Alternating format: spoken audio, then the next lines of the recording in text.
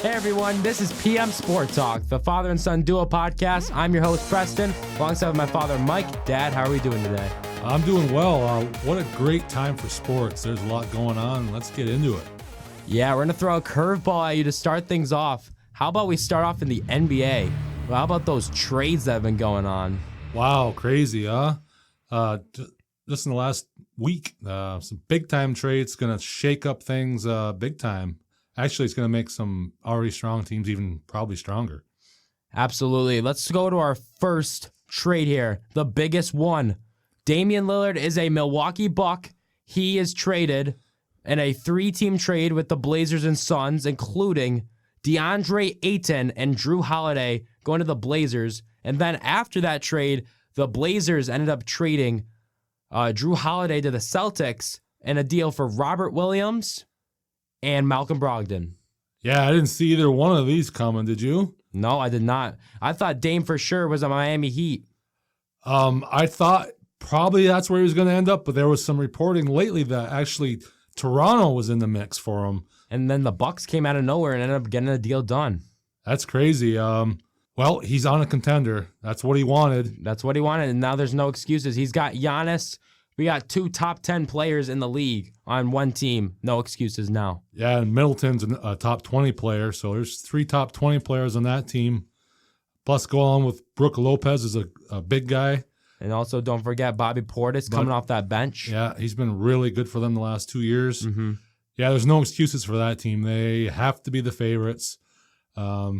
If they don't win this year, well, they're going to hear about it. Yeah.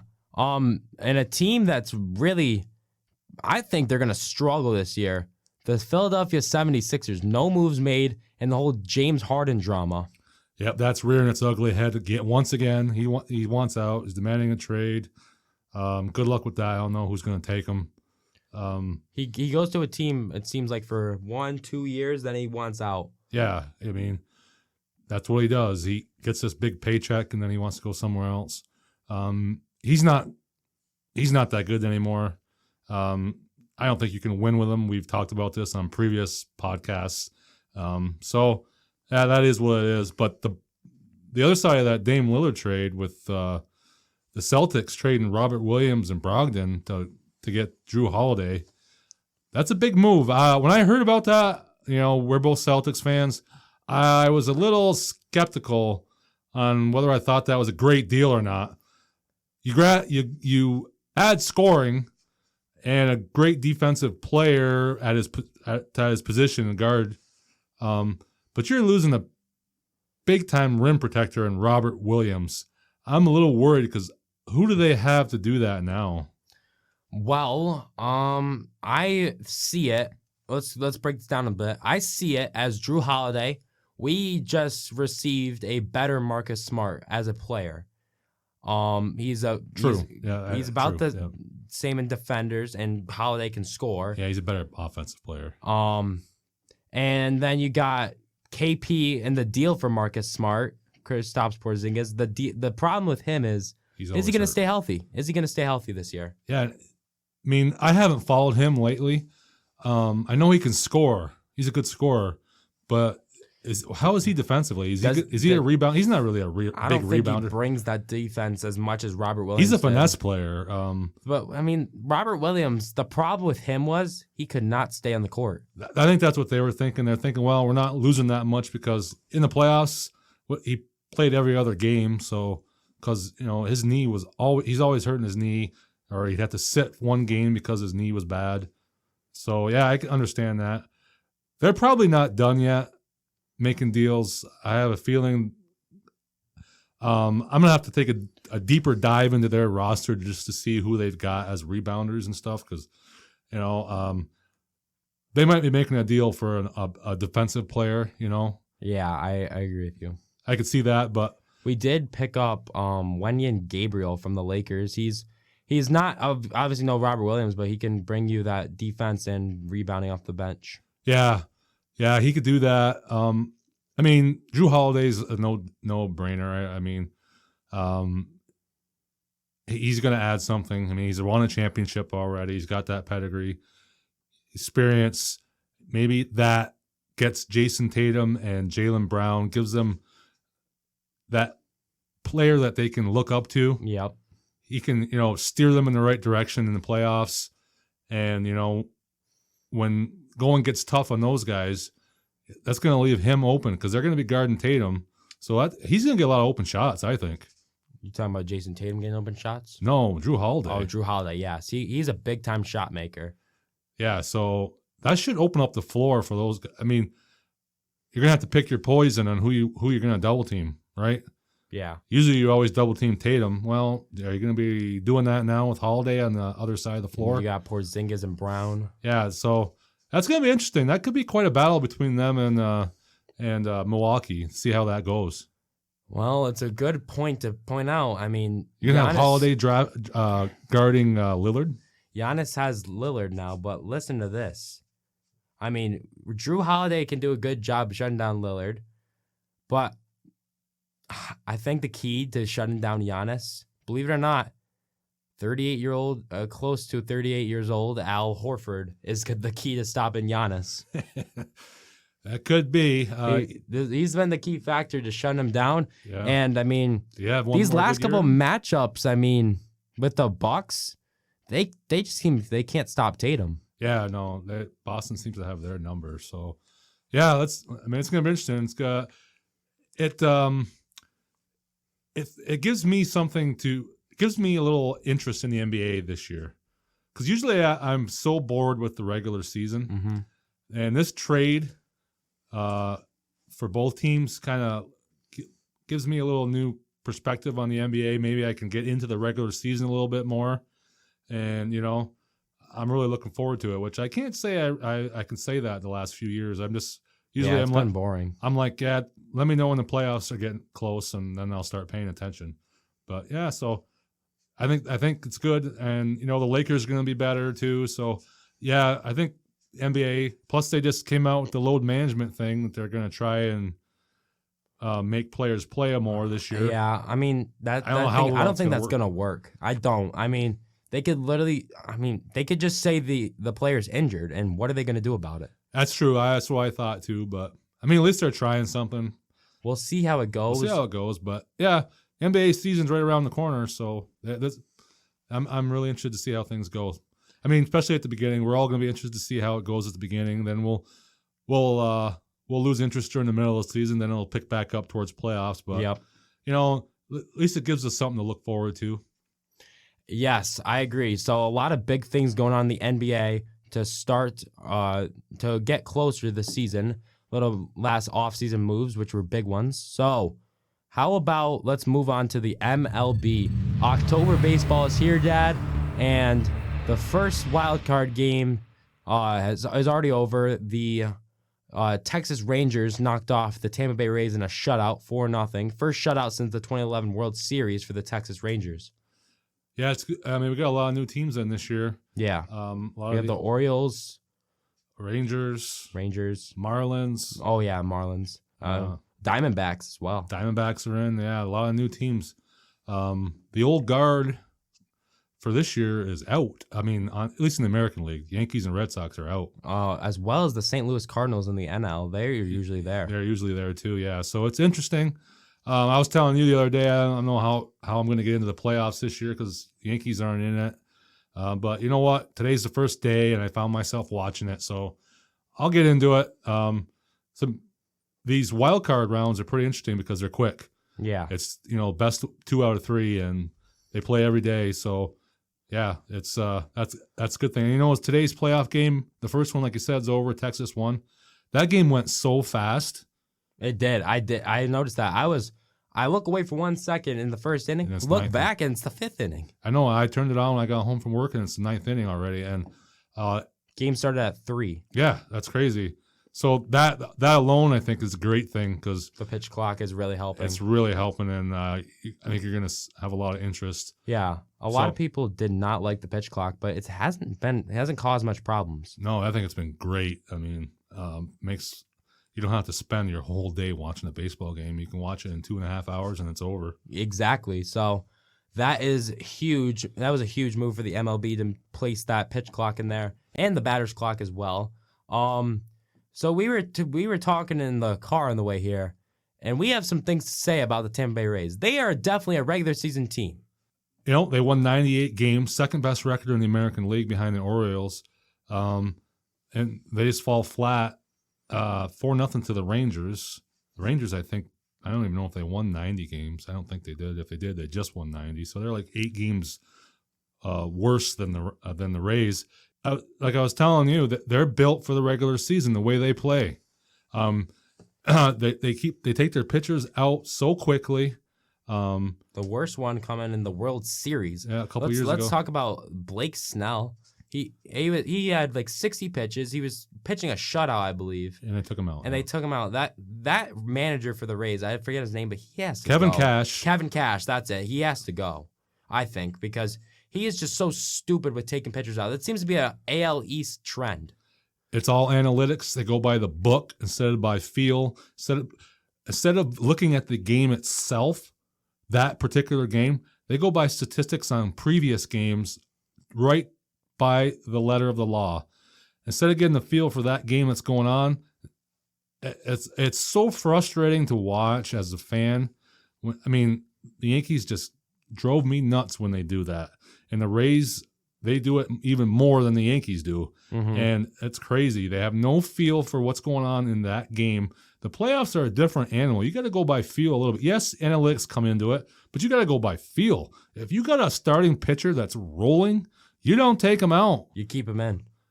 They go by regular season. Oh, well, when he gets to the 6th inning, there's a 50% chance that he's not gonna get an out in this inning, or whatever the analytics say.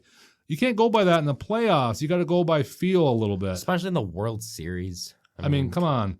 You're throwing. See, the starting pitchers are the best pitchers.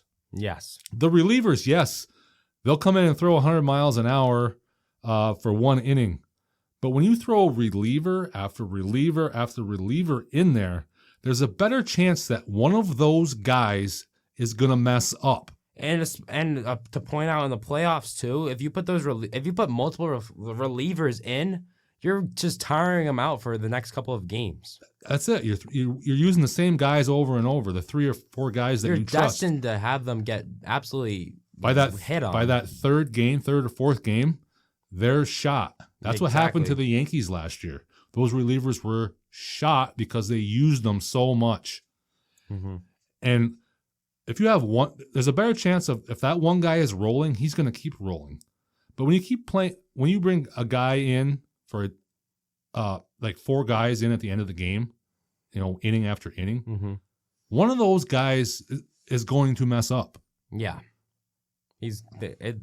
All 4 of them aren't going to pitch perfect. So one of those guys is going to mess up. You're better off leaving the starter until he makes a mistake. Yeah. When they start to lose it, take them out. But don't take them out when they're rolling. And that's what the Rays do. And that's going to be their downfall because they're going against a manager with Texas who's an old school manager who goes by feel, goes by his gut. Yes, he uses his brain and analytics too. But if he has a pitcher that's rolling, he's not taking them out. He's leaving them in. Yeah. And you saw that today with Jordan Montgomery. Mm-hmm. Jordan Montgomery was rolling, and then they put in Chapman and Leclerc, and they got the job done. Put in 2 relievers. That's it. The Rays would have had 5 guys in there at that point. They would have had a guy after each inning, but they would have took their starter out after 5, then they would have had 4 or 5 more guys pitch that game if they were leading. Mm-hmm. And one of those guys would have messed up. Yes. It's baffling. Yeah, but all in all, I'm pretty excited for the baseball to get off to a good start, and the real series start on Saturday. That's when you get to the divisional round. But these wild card games are pretty exciting too because they're only 3 games. So I'd say we'd take this time to say who we think is going to make it out of the wild card round. So. Right. I mean, obviously, I think the Rangers are going to beat the Rays. As we just mentioned, we just went off the Rays that they are a regular season team. It would be a huge pill to swallow if they cannot get out of the wild card for 2 years in a row. Of course, Oscar Gonzalez hit a walk-off home run to send them out in that multiple inning game. Yeah, I'm with you. I got the Rangers too because they've already got one game. They only have to win one more, and they have Nathan Eovaldi going tomorrow, who has won a World Series. Eovaldi has played outstanding this year. He's proven. He's a playoff pitcher. He left Boston, and then he's balling out with the Rangers too through a bunch of complete games. Yeah, and let me tell you, if he's rolling in the 7th inning tomorrow, Rangers won't take him out. He's going into the 8th inning. Rangers won't take him out. Eovaldi in that complete game against the Yankees, he pitched like 112 pitches. The Rangers aren't a team that take their pitchers out when they're rolling. No. And yeah, so that's how I got the Rangers. How about we go with the other game that's on right now, the Twins and Blue Jays. I think this series is going to go to a game 3. And I think the Twins are going to win that game 3. They have the home field. I think that they get the job done against Toronto. I think Toronto is not a playoff team right now as well. Vladimir Guerrero Jr., George Springer. You have all those big names, but they can't produce in the playoffs. Yeah, that's what it seems like. They're behind what right now, 4-0, something like that. Something like that. 3-0, or at least they were. I can check the score, but the last time I checked, it was 3-0. So if they lose this game, then they got to win the next 2. Yeah, a lot of pressure. I'm going to go with Toronto just because, in my mind, they are the better team. I'm going to go with them because I think their pitching is better going forward, but I'm not confident in it. So right now we have a 3-1 Minnesota lead. Going into the top of the 8th, or in the top of the 8th right now, and I think I'm gonna stick with my pick. Minnesota is gonna win this series. All right, let's go to the NL here. Marlins and Phillies. I've got the Phillies winning this one. I want the Marlins to win so bad, but it's not happening. The Phillies are very dangerous. Yep. They got Harper, Schwarber, Castellanos, you name it, at hitting. Zach Wheeler pitching. Alec Boehm's solid too. They got a bunch of key pieces. I think that this is going to be the Phillies series. I do too. I think it might go 3 games, but I think they'll win it. And then finally, the Diamondbacks and the Brewers. I've got Milwaukee all the way in this one. Diamondbacks, just don't know if they're ready for this yet. They're an up-and-coming team for sure, but I'm also going to take the Brewers. Yep. So, moving on from the MLB, we got the wild card down. Let's move on here to some college football. Upcoming games and last week's games. Notre Dame and Duke was a thriller. Wow. Even though it was low scoring, very close. That was a great game. I thought maybe before it started that Notre Dame with their line play would be a little too physical for Duke, and maybe they would, wear them out. That wasn't the case at all. No, Duke put on a Duke great is good. fight. You called it from that very first game they played against Clemson. You said they're a good team, and I was like, you're dead on. They are a very good team. Yeah, Riley Leonard unfortunately got hurt near the end of that game. Estime had a huge run, game-winning touchdown. How about we move on here, though? That was a pretty solid game. Colorado and USC. Colorado nearly came back. They did. I hear a lot of people saying, "Oh, Colorado almost came back and won that game. What a great thing they did." I'm looking at it a little bit different. Okay. USC was up big. Yes. And I think they just took their foot off the gas. I think they coasted. Yeah, that could be the case. I think you could be done on with that one. Colorado did play. They did play their hearts out, and they did. They near the second half and got back into the game. It came too late. Yeah, it was too late, and I just think USC coasted a little bit.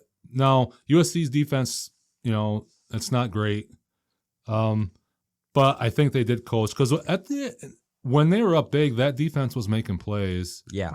And then they got up real big. You see that a lot in games. When a team gets up real big, sometimes they take their foot off the gas a little bit. Players relax. I think that's what happened.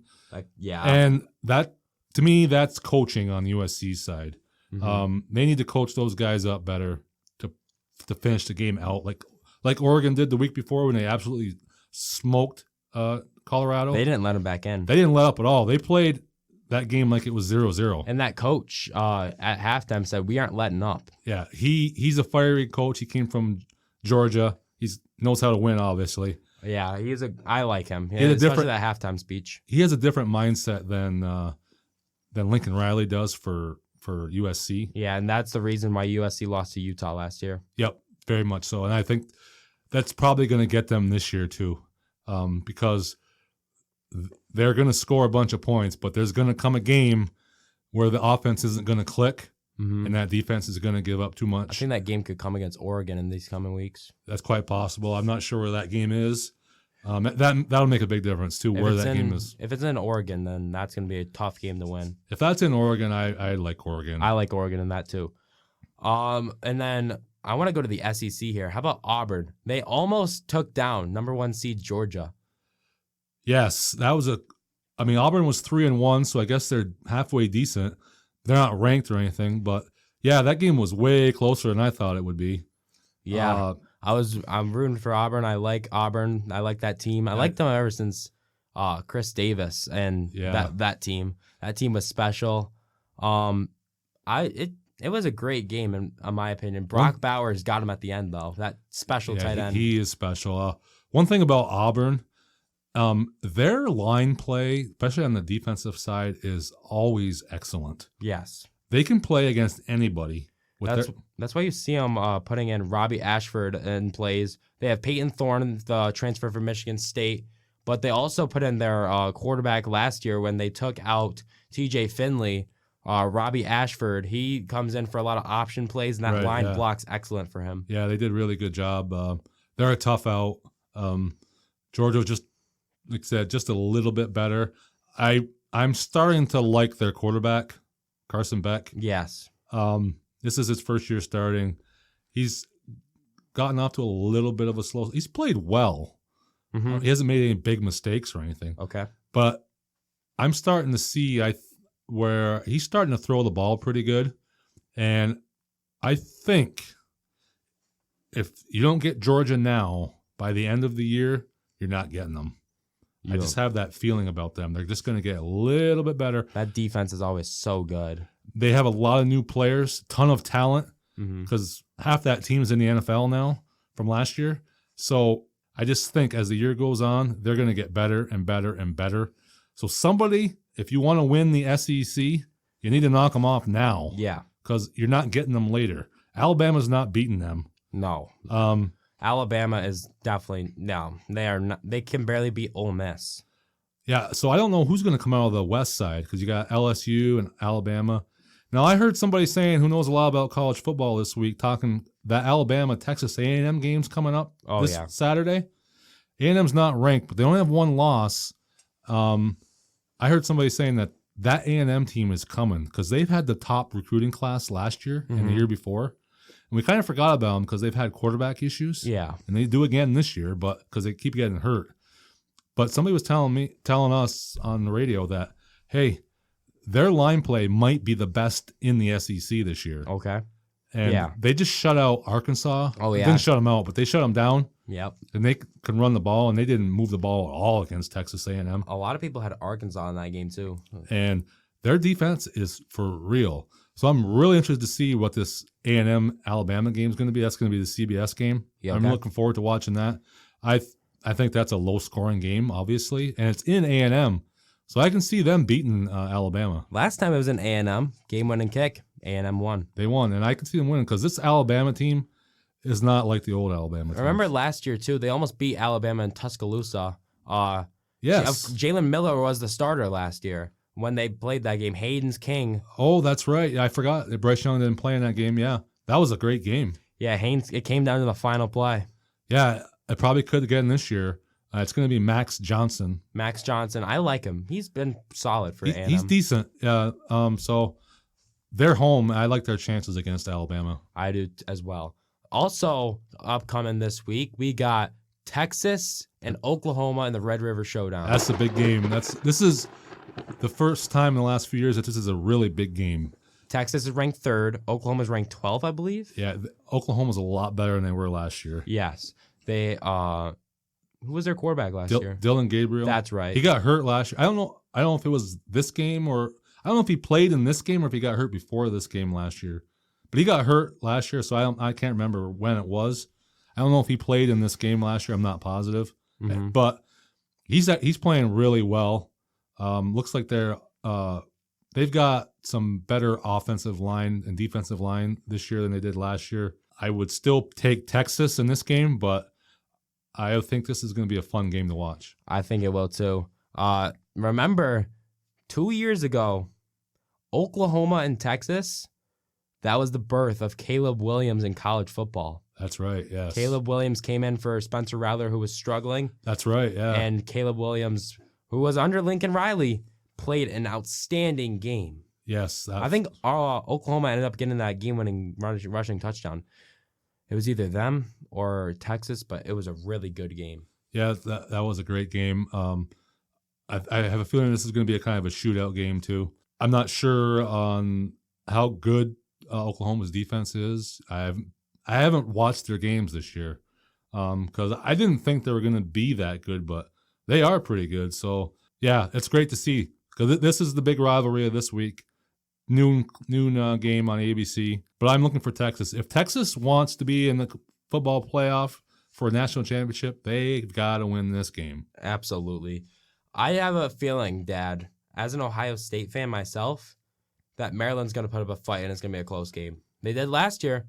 They're undefeated. They're not ranked, which I'm kind of surprised. This is a big game for both teams. Yeah, and this Ohio State team's not going to score a ton of points.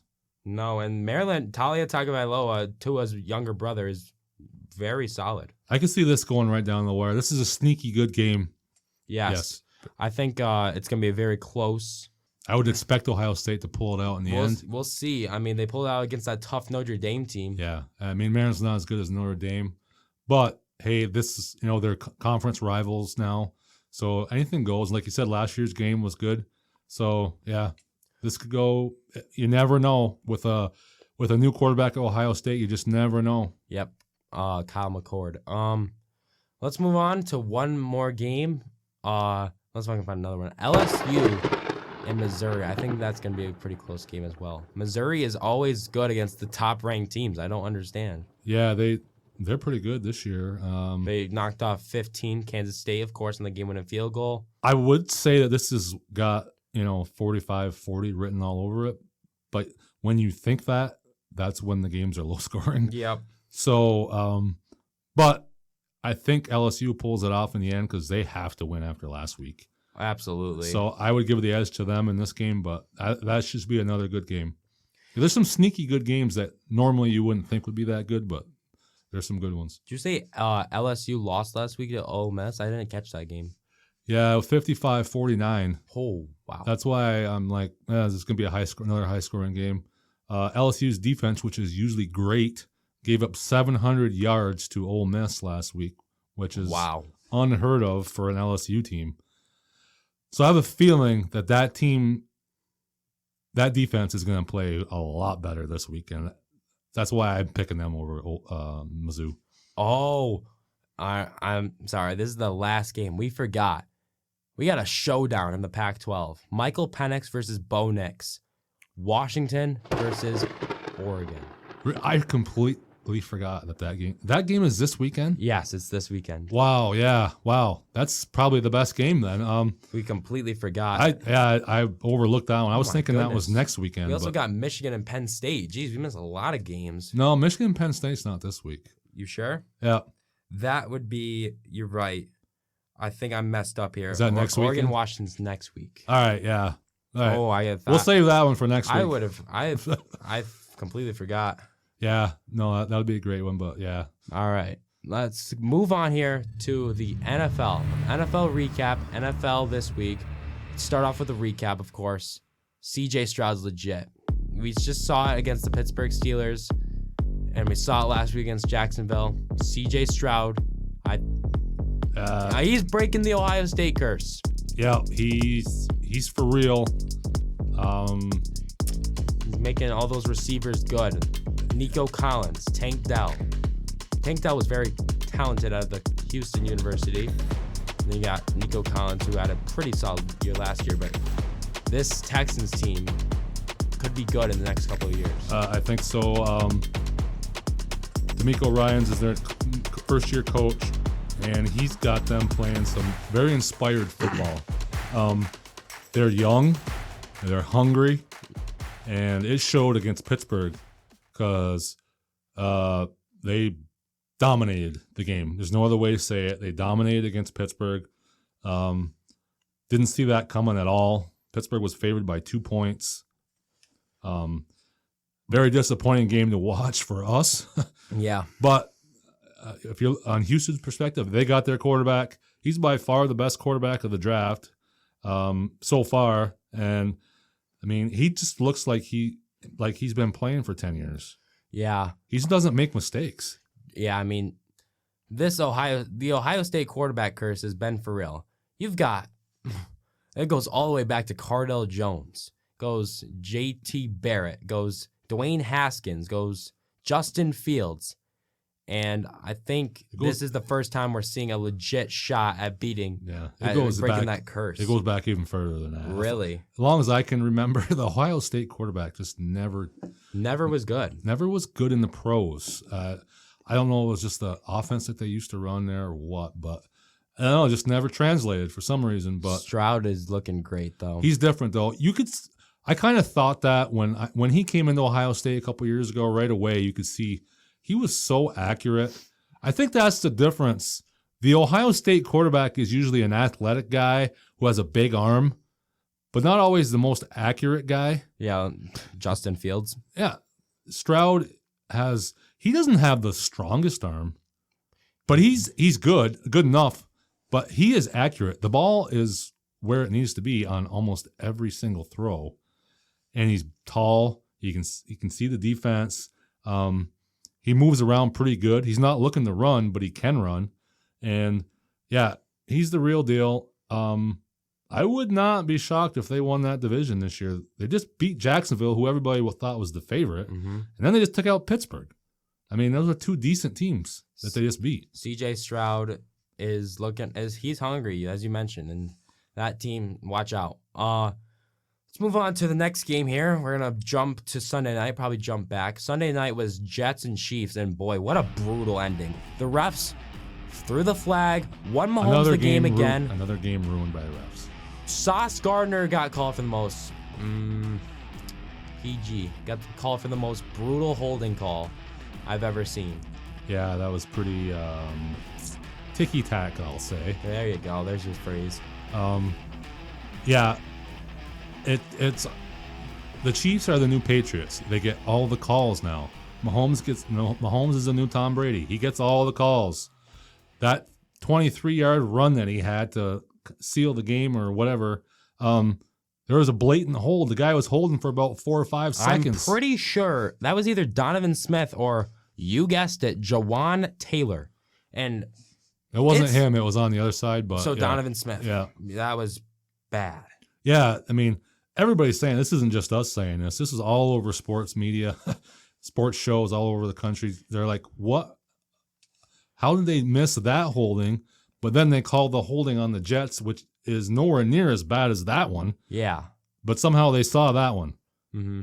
And the ref on the Jets hold, he didn't throw that flag until the ball was intercepted. He waited to see what was going to happen. Then he threw the flag. Yeah, that was bad. That was bad. I mean, even worse than that. I mean, after every touchdown we see, after every good play we see, look who's on your screen. Taylor Swift. After every play. We don't care. I mean, enough. You want to tell us she's there? Great. I mean, you can show her. Yeah, like you said, one screen. Taylor Swift is in the house tonight. Okay, I'm good with that. You don't need to show her after every play like she's the offensive coordinator calling all those plays. It was unreal. It was a total setup because her movie and her tour is all as Universal, which is owned by NBC, and that was an NBC game. So that's all goes for promotion and stuff. They're promoting all that stuff instead of paying attention to the game. That's what was I thinking? They should be paying attention to the game and what's actually going on. But can whatever. We please go back? I feel bad for taking the Colorado Post, the LeBron James Post for granted. To be honest, I mean, this is just getting out of hand. Yeah, it's crazy. I don't mind them going to her on the commercial breaks, showing her up there, but when they show her after every play, that's that was annoying because it makes you not want to watch Kansas City. Exactly. So that's going to get annoying if that continues all year long. Travis Kelce just screwed us over. I mean, the Swifties love it, but for us football guys, it's not really what we're looking for. But yeah, we don't. It's bad. It's bad. So the Chiefs pull it out, 3-point win. With help from the refs again, just like the Super Bowl. Zach Wilson played very well, though. I will say that's something we can't not mention. Yeah, he played a really good game. I don't think he was as good as Chris Collinsworth was making him out to be, but Rodney Harrison after that game, you see that interview? I heard about. I didn't see. I heard it was pretty bad. He was trying to bait Chris Jones. Chris Jones handled it like a professional. Yeah. Rodney Harrison saying crap like, "Oh yeah, I mean Zach Wilson is trash." I think he straight up blatantly just said that. Like, dude, are you kidding me? Yeah, he's not. Why? He's not going to say anything about him. Why would you even try? I mean, he just played. As far as Chris Jones is concerned, he's not trash because he just watched him play a good game. Yeah, and Chris Jones said Chris Jones said after that, Zach Wilson's very talented. Like, that's on you, Rodney. I'm sorry you didn't get the answer you're looking for, but stop being so unprofessional. Yeah, that was bad. I don't know. Yeah, I mean, what's Chris Jones gonna? You think is gonna agree with you when you say something like that? It seems like the NBC crew it's always this. You first got week 1, Mike Tirico. There is a what was the word he used? The asterisk next to this win because of no Chris Jones and Travis Kelce. Boo-hoo. And then you got Rodney Harrison saying this. Yeah, and then you got Chris Sims chiming in on dirty plays. Like, it's just shut up. Notice that Rodney Harrison is not like the featured guy on there like he used to be. Yeah, Jason Garrett's there. He's kind of taking us back seat to some of those new people they got on there. Yeah, so good. Maybe he's probably trying to get, say something outrageous maybe so he can get back in the limelight. I don't know, but whatever. I mean, it is what it is. Yeah, it was a great game though. I mean, Zach Wilson, great. It's a good bounce back game for Zach Wilson. I think this is where his head needs to be. After a good game like that, I mean, he was still upset that he fumbled there near the end. But I mean, Lazard and still got to see more. But Lazard and Cobb were there to.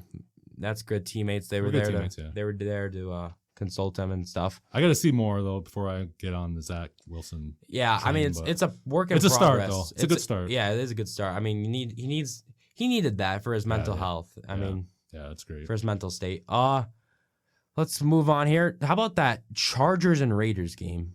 I mean, what? There were some pretty big moments in that game. Typical Raiders and Chargers. It's always close, whether the teams are good or bad, or one's good and one's bad. Exactly. The games are always close. And once again, it was Herbert making a big play at the end to seal it.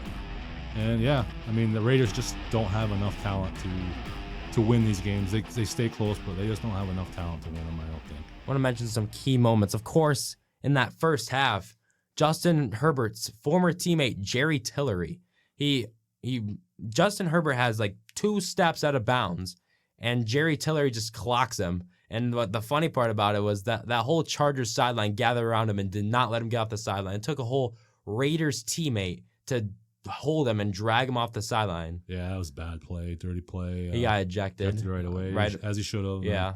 Yeah, I don't know. Not much to say about that. It was pretty cut and dry. And then you got, of course, Aiden O'Connell, the starter, over Brian Hoyer, the rookie. He made a questionable decision there at the end to Asante Samuel, but overall, not a bad game for the rookie. Played better than Dorian Thompson-Robinson, I'll say that. Yeah, he played pretty good. It was a good game for him. Get his feet wet. Who knows? Jimmy G's always hurt, so he might have a lot more time going. Yeah, I mean, Raiders fans are big on him after Jimmy G is gone.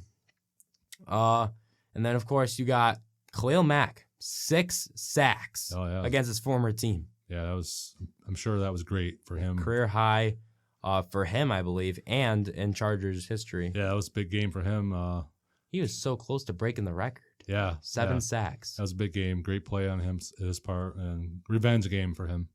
Yes, absolutely. And that... Oh, we got one more game we got to mention. Not that we're that into it, but everybody where we live is.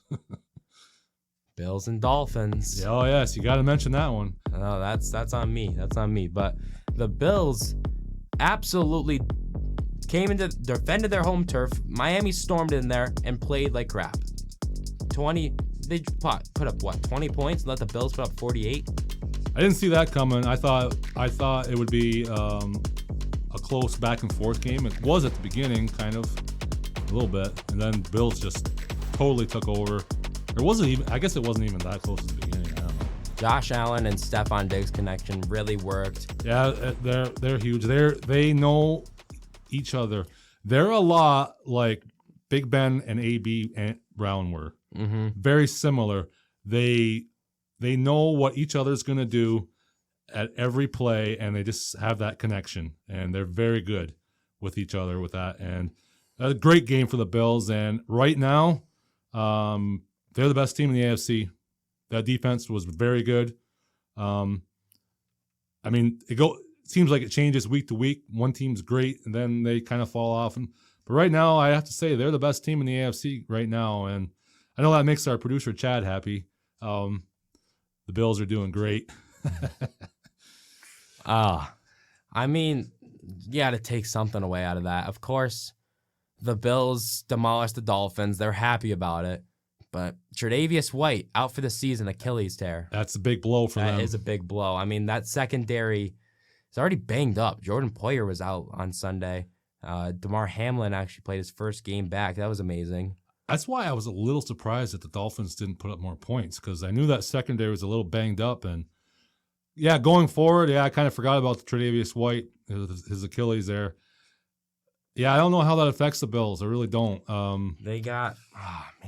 They drafted Kyer Elam out of Florida with their first-round pick a couple years ago. They're not even playing him, and now they might have to. He played a lot last year. And he's a healthy scratch a lot of these first couple of games. Yeah, so I don't know if there's something that they just don't like. He regressed a little or something. I don't know what's going on there, but like I say, he's going to have to play. I mean, if he plays like he did last year, I mean, yeah, that might hurt them going forward, in the long run, But their offense, the way it scores, I mean, makes up. As long as Josh Allen doesn't make those crazy bonehead plays he makes interceptions that he throws every once in a while, they look pretty good to me. Long season, but right now they might be the favorite. All right, one more question before we go to plays of the week. Who is the MVP favorite as of this week? MVP favorite. Oh, jeez. I would have said Tua before this game, but it's so close. It's so close. I guess I would still say him, maybe. Tua, Allen, not Mahomes after that game on Sunday. They haven't played that great. They've, I guess you'd have to say Allen and Tua right now. I mean, I know it's a quarterback's award, but can we at least mention Christian McCaffrey in there? He's played amazing. Oh yeah, he's right there too. He's been really good. If he keeps this up all season, he's gonna get a lot of votes. So yeah. Yeah, I mean, those are the top three, I would say, right? McCaffrey, Allen, Tua. Yeah. That's a good top three. I like that. Well, Dad, our first play of the week comes from Monday night last night. Daniel Jones fires, and it's intercepted by Devin Witherspoon. Swerves back in, makes Daniel Jones miss. Campbell chasing, and Witherspoon kiss him goodbye. Pick six, 97 yards. Oh, this guy, he was all over the field last night. All those hits he was making, he's an exciting looking player. Yeah. What a play. Definitely the defensive rookie of the year favorite after last night. Yeah, I loved him coming out of Illinois last year. I wanted the Steelers to pick him, but of course he was gone long before they could. All right, 3rd and 10. Justin Herbert back to throw. This could seal it for them. Down the field, Joshua Palmer. What a play. Oh, my God. And the Raiders secondary, they had a chance to get that ball back. Trayvon Mayrig got burnt by Josh Palmer, and that called game. What a play. What a gutsy throw. That is why Herbert is so good for this Chargers team. He's phenomenal. He is great. Well, Washington and Philadelphia this week, Dad. Sam Howell must have a touchdown, and he throws wide open. Jahan Dotson ties the game, and this game went to overtime. What a throw and moment for Sam Howell. What a gutsy throw. He throws it in between two defenders. No time left on the clock. Unbelievable play. Well, Dad, our final play of the week. The handoff here to Estime. The patience of Estime, and he is gone. Notre Dame takes the lead with 31 seconds left, ended up being the game-winning touchdown for Audric Estime. He said goodnight to the crowd. What a play. Great blocking. He's gone. 30-yard scamper. How about Sam Hartman on the play prior? A fourth down conversion led to this Audric Estime game-winning touchdown. Duke heartbroken. Well, Dad, this is the end of this episode, but can't go away without any predictions. So, our predictions for this week. World Series. I want to say Baltimore, but I don't think I can. Unfortunately, I'm going to say Houston against Atlanta in a rematch from a few years ago, and I got Atlanta winning it. I'm also going to throw in one more prediction.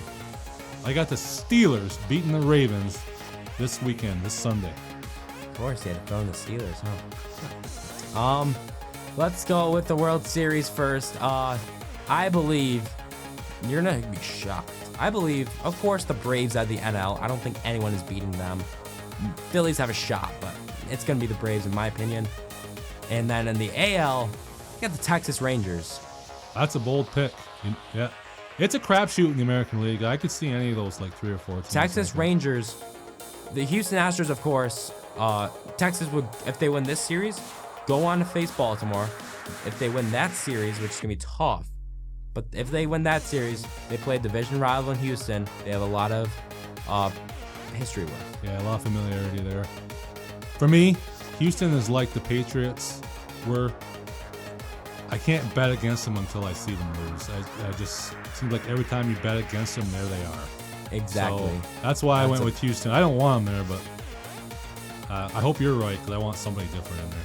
And then my other prediction for this week, we're going to throw in a NFL game.